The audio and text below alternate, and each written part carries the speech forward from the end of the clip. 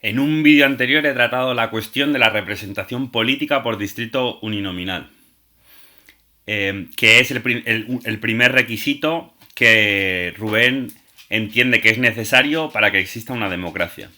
En este vídeo voy a tratar el segundo requisito, el segundo mecanismo, que es la separación de poderes, entendida de una determinada manera. Y en este vídeo lo que voy a tratar de defender es, primero, que la separación de poderes no es un elemento constitutivo ni específico de la democracia. Segundo, que el criterio que utiliza Gisbert, es que vivo en Cataluña ahora y me sale decirlo así, no sé por qué. El criterio que utiliza Gisbert para discriminar dónde hay separación de poderes y dónde no hay separación de poderes es discutible. Y la tercera cosa que quiero defender es que, entendida de esa manera, la separación de poderes genera sus propias problemáticas. La primera idea que quiero explicar es que la separación de poderes no es un elemento constitutivo ni específico de las democracias. Y otra vez me voy a remitir a un autor que Gisbert utiliza constantemente y nombra constantemente, que es Montesquieu. En Montesquieu, la separación de poderes no se entiende como un mecanismo que sea constitutivo y específico de las democracias. Simplemente es un mecanismo para conseguir la libertad política de los ciudadanos, entendida como no dominación. Es decir, que quien ejerce el poder no lo ejerza de forma absoluta. Que el poder esté repartido y pueda haber un contrapeso entre los poderes. Por lo tanto, digamos, tan beneficioso es este mecanismo de separación de poderes en una democracia, como en una república aristocrática, como en una monarquía, como por ejemplo la Inglaterra del siglo XV o XVI, donde no hay democracia, pero sin embargo hay una separación de poderes entre un cierto poder ejecutivo, que es el rey, y un cierto poder legislativo, que es la nobleza. Aunque tengan también el rey también tenga una asignación legislativa, pero básicamente ahí ya había un principio de separación de poderes entre el ejecutivo y el legislativo. Y tan beneficiosa es esa separación de poderes en ese régimen monárquico no democrático como en una democracia. Y tan monarquía y democracia es una que no tenga separación de poderes como una que sí que la tenga. Bien, siguiendo esto, la separación de poderes, tal y como la define Montesquieu en el espíritu de las leyes y se aplica más tarde a Estados Unidos, es una separación entre el poder ejecutivo, el poder legislativo y el poder judicial. El argumento de Gisbert es que en España no existe separación de poderes porque el poder ejecutivo es elegido por el poder legislativo y por lo tanto depende del poder legislativo. Para que exista de forma efectiva una separación de poderes, ambos poderes, el ejecutivo y el legislativo, tienen que ser elegidos por el pueblo mediante unas elecciones distintas. Por un lado, unas elecciones a las Cortes, al Congreso, a los parlamentarios y al poder legislativo, y por otro lado, elecciones que elijan al poder ejecutivo. Otra vez, Estados Unidos aparece aquí como el paradigma de la separación de poderes, porque sí que tendría dos elecciones, una para el ejecutivo y otra para el legislativo. Bien, siguiendo este razonamiento y este criterio para diferenciar dónde hay separación de poderes y dónde no hay separación de poderes, la pregunta que creo que nos deberíamos hacer es: entonces, en Estados Unidos, ¿el poder judicial está separado de los otros dos poderes o no? Pues la respuesta, si seguimos el criterio de Gisbert, parecería ser que no. Porque la Corte Suprema, que es el organismo de máxima autoridad en lo que respecta al poder judicial en Estados Unidos, es propuesta por el presidente, es decir, por el poder ejecutivo, y es ratificada por el Senado, que es parte del poder legislativo. Por lo tanto, podríamos decir que no existe separación de poderes tal y como la define Montesquieu entre el poder ejecutivo, el legislativo y el judicial en ningún país del mundo. Y no solo es que no haya existido en ningún país del mundo, o sea, que no exista actualmente en ningún país del mundo, incluido Estados Unidos, sino que no ha existido nunca. Porque la Corte Suprema de Estados Unidos, repito, la eligen entre el poder ejecutivo y el poder legislativo. Bien, lo que quiero defender ahora es que existen muy buenas razones para que el poder judicial, en este caso la Corte Suprema, sea elegido de esta manera, a través de los otros dos poderes, en lugar de ser elegido o bien directamente por la gente, o bien mediante algún tipo de mecanismo burocrático o de búsqueda de excelencia, meritocrático, podríamos decir. Existen buenas razones para que la Corte Suprema se elija de esta manera y no mediante las dos alternativas. Y que estas buenas razones, yo creo que podría pensarse que son aplicables también al Poder Ejecutivo, aunque no digo que esto sea un dogma de fe. La pregunta interesante ahora es, ¿por qué ni siquiera en Estados Unidos el Poder Judicial es independiente de la manera en la que la entiende Rubén Gisbert? Es decir, ¿por qué se nombra a través de los otros dos poderes? Para contestar a esto, vamos a analizar cuáles serían las alternativas a hacer esto. La primera alternativa sería que los jueces de la Corte Suprema fuesen nombrados por algún tipo de mecanismo meritocrático, tipo examen-oposición, antigüedad o algo así, o que fuesen elegidos internamente por los propios jueces. ¿Cuál es el problema de esto? El problema de esto es que parte de una premisa falsa. La premisa falsa es que las interpretaciones jurídicas, especialmente del texto constitucional, pero no solo del texto constitucional, son unívocas y que no dependen de las posiciones políticas. La realidad es que esto no es así. La realidad es que la interpretación de un texto constitucional tiene inevitablemente un componente político. Y esto se ve muy bien en los numerosos casos polémicos que han tenido que resolver tanto el Tribunal Constitucional Español como la Corte Suprema de Estados Unidos. Véase el matrimonio homosexual, tanto en Estados Unidos como aquí. Véase la Ley Integral de Violencia de Género. Véase el artículo 2 de nuestra Constitución que habla de naciones y nacionalidades. Todas esas interpretaciones tienen inevitablemente un componente político. El criterio de interpretación de una Constitución no puede ser solamente tratar de indagar en cuáles eran las intenciones originarias de los padres fundadores o de quienes escribieron la Constitución. Esto es solamente un criterio entre otros. Ni siquiera en Estados Unidos, que es un sistema que trata a los padres fundadores y a sus intenciones casi como una palabra de Dios, ni siquiera en ese sistema es el único criterio interpretativo. ¿Cuáles son los otros criterios interpretativos? Aquí no hay un consenso generalizado. Si, por ejemplo, como Hart y otros autores positivistas, entendemos que no hay ninguna fuente de interpretación que sea superior al derecho y que vaya más allá de los usos y costumbres de una sociedad determinada en un momento dado, entonces lo que tenemos que hacer para interpretarlo es un análisis sociológico de la sociedad en la que se tiene que aplicar. Si ese es el objetivo, entonces parece que está claro que las interpretaciones que están haciendo los magistrados de esos organismos tienen que ser sensitivas a la sociología de la sociedad en la que están haciendo eso. Por tanto, elegir a esos magistrados mediante una serie de mecanismos burocráticos o entre los jueces que pueden ser una muestra muy sesgada, como en nuestro país, de la población en general, no ayudaría a hacer esto. Pero es que, aunque entendamos como Dworkin, que es otro autor de teoría del derecho, que tiene unas ideas contrapuestas a las de Hart, que acabo de mencionar, que sí que existe una fuente superior al derecho para interpretarlo, que es la moral, y que esa moral es objetiva y universal, lo que no tenemos es un mecanismo 100% certero para llegar a dilucidar esa moral, digamos. Y por lo tanto, el único mecanismo imperfecto que tenemos es mediante la deliberación conjunta, la argumentación y la contraargumentación. Si esto es así, entonces la forma de nombrar a esos jueces tiene que ser sensitiva a las distintas posiciones morales de la sociedad en la que tienen que tomar esa decisión y hacer ese tipo de interpretación. La otra alternativa que tenemos a que los jueces de los órganos superiores se nombren mediante algún procedimiento burocrático o meritocrático, o bien que lo elijan internamente entre los jueces, sería que lo elija directamente la gente, que esta creo que es la preferencia de Rubén Gisbert. Es decir, que se hagan unas elecciones separadas de las ejecutivas y las legislativas para nombrar a los componentes de esos tribunales.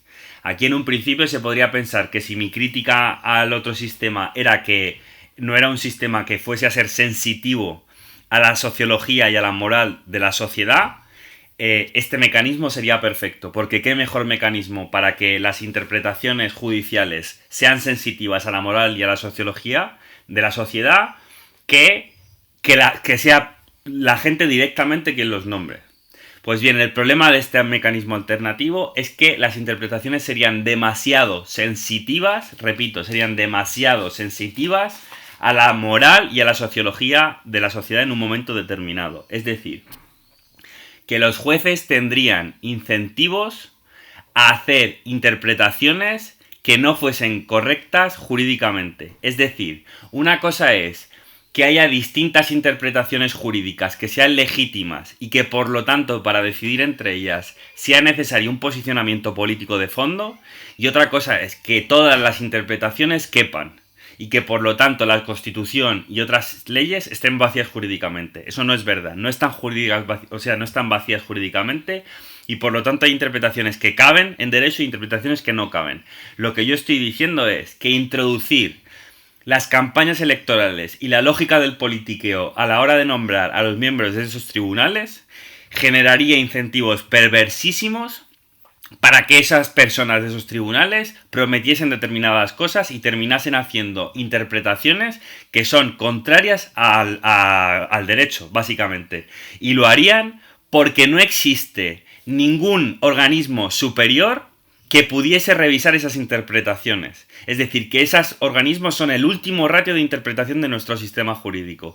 Y por lo tanto, si prevaricasen, no habría nadie por encima de ellos que fuese a,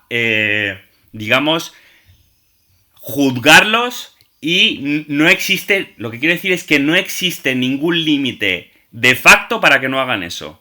El único límite que existe es que no quieran hacerlo, o que se elijan mediante mecanismos que no les empuje a hacerlo. En resumen, nombrar a los jueces y magistrados de los órganos superiores, llámese Tribunal Supremo o Tribunal Constitucional, no tiene en cuenta que la Constitución y otra serie de leyes tienen necesariamente un componente, la interpretación de eso tiene necesariamente un componente político, y que por lo tanto el método de elección tiene que ser sensitivo a la sociología o a la moral de la sociedad en la que desarrollan esas interpretaciones. De hecho, si se hiciese eso, por ejemplo, podría suceder que terminásemos teniendo un tribunal constitucional o un tribunal supremo donde todos y cada uno de sus miembros tuviesen o bien una ideología conservadora o bien una ideología más progresista o más liberal, o como cada uno lo quiera entender. Y eso sí que sería un problema real. Sería un problema real precisamente para el conjunto o la parte de la sociedad que no comparte esos valores políticos y morales. Por el contrario, la forma de elegirlos directamente mediante elecciones no tiene en cuenta que eso haría que sus interpretaciones jurídicas fueran demasiado sensitivas a las convicciones morales y la sociología de la gente. Y por lo tanto generaría incentivos perversos a hacer interpretaciones que fuesen en contra del derecho, en contra de las interpretaciones jurídicamente correctas. Nuestra forma de nombrar a ese poder judicial es un intermedio entre estas dos. Porque cuando digo nuestra no me refiero solamente a la española. Todas y cada una de las democracias occidentales, incluyendo la americana, lo hacen de esta manera, aunque existan matices y variaciones, pero todas eligen a los miembros de esos tribunales a través del poder legislativo o del poder ejecutivo, o de los dos. Y esto es así porque eso te permite que esos nombramientos sean sensitivos a la moral y a las posiciones políticas de la sociedad, pero sin generar incentivos perversos e introducir la lógica del politiqueo en esos organismos judiciales. En palabras, voy a utilizar ahora a un autor que se llama John Rawls. En palabras de Rawls, nuestra forma de nombrar a los miembros de esos organismos judiciales tiene en cuenta que existen distintas interpretaciones que se corresponden con las distintas posibles concepciones liberales de la justicia, pero a la vez asegura que las interpretaciones que va a hacer el Tribunal Supremo, el Tribunal Constitucional o la Corte Suprema se hacen de acuerdo a razones públicas, es decir, a razones que tú puedes esperar razonablemente que otros ciudadanos puedan potencialmente entender y compartir. Mi punto es que este mismo razonamiento que acabo de utilizar para el Poder Judicial se podría aplicar también al Poder Ejecutivo. Es decir, que de la misma manera en la que no es conveniente que el Poder Judicial se nombre directamente por la gente, podría argumentarse que tampoco es conveniente que el Poder Ejecutivo se nombre directamente por la gente. Y esto es así por el siguiente motivo. Porque de la misma manera que la interpretación de la ley no es un acto mecánico y unívoco, de la misma manera que la interpretación de la ley no es un acto mecánico y unívoco, tampoco lo es la aplicación de la misma. Y esto es así porque para interpretar la ley tienes que interpretarla previamente. No puedes hacer una aplicación de la ley sin interpretarla previamente. Es decir, que todas y cada una de las... Entendiendo que las leyes son normas o reglas,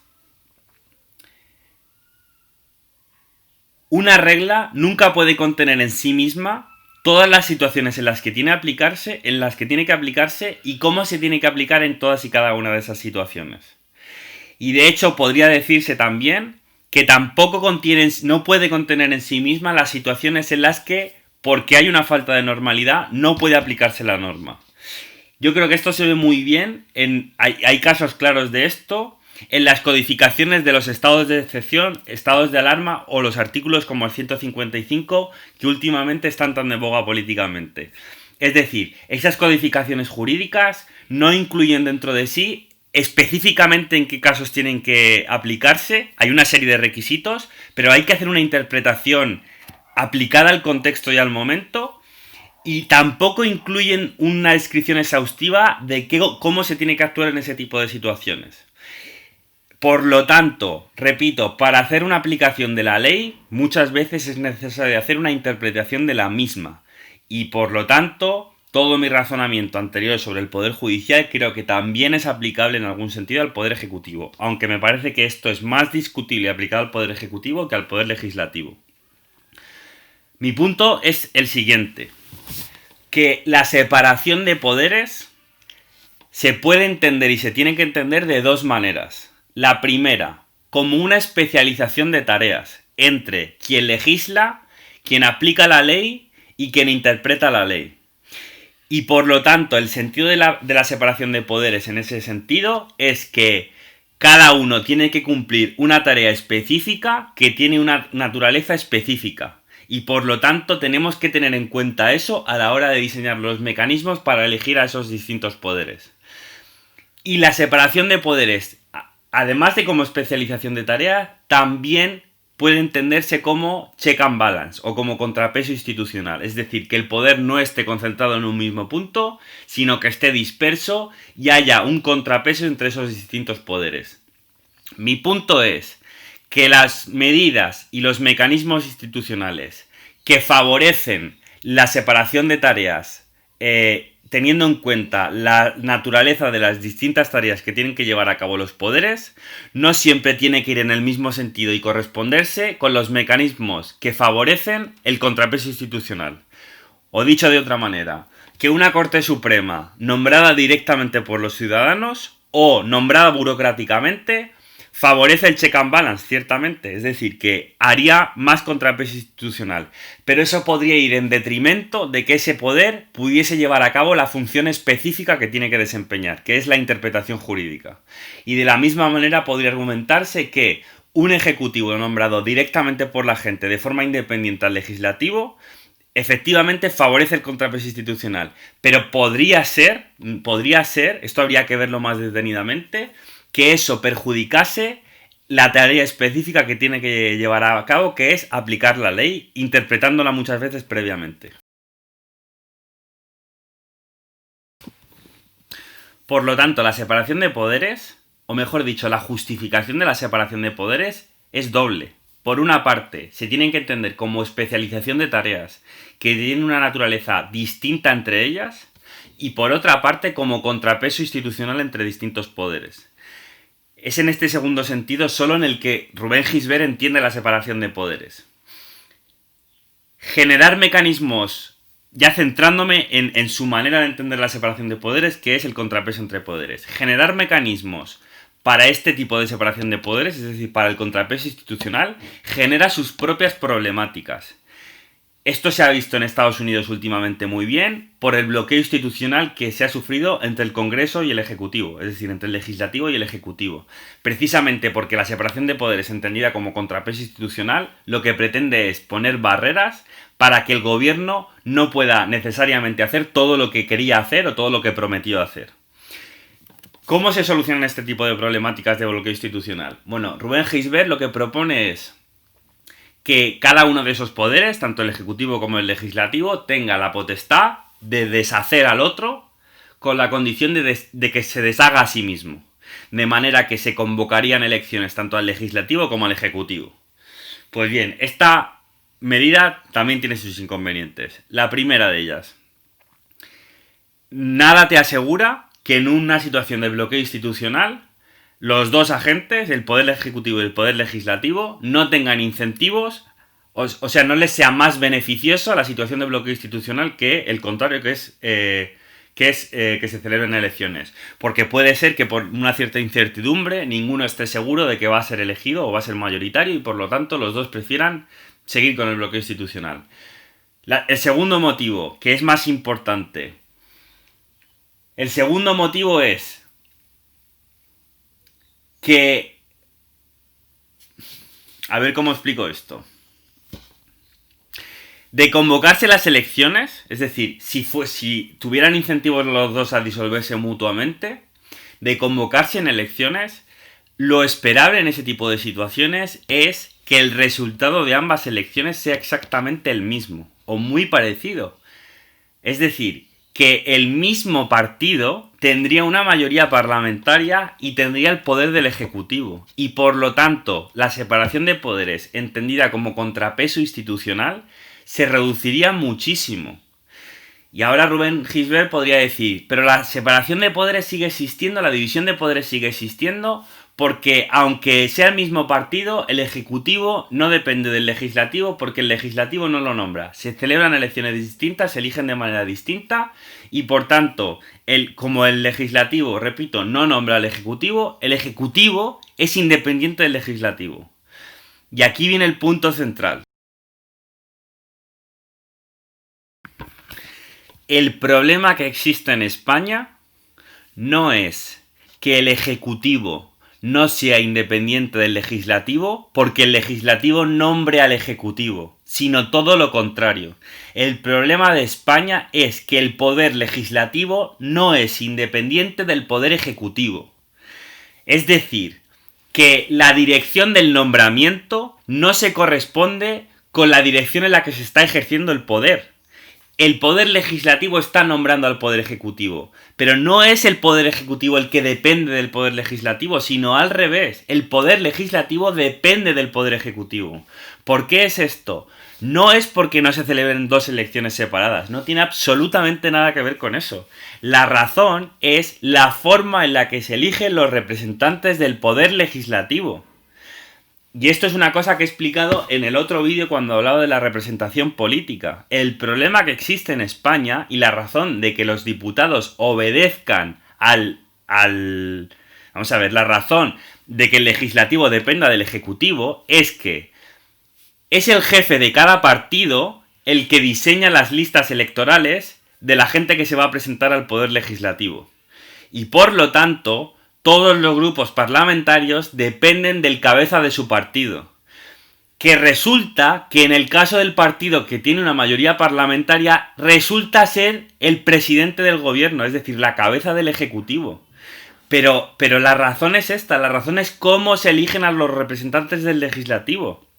Repito otra vez, que creo que esto es importante. El problema de España no es que el poder ejecutivo no sea independiente del legislativo porque no se celebren elecciones distintas. El problema es que el poder legislativo depende del poder ejecutivo por la forma en la que se eligen a los representantes del poder legislativo. Porque quien propone las listas de sus candidatos es el jefe de partido. Y resulta que en el caso del partido que tiene mayoría parlamentaria, ese jefe de partido resulta ser el presidente del Ejecutivo. Así que es el Ejecutivo quien le dice a los parlamentarios exactamente qué es lo que tienen que votar. La forma de solucionar esto no es que se celebren dos elecciones distintas, sino cambiar la forma en la que se elige al legislativo.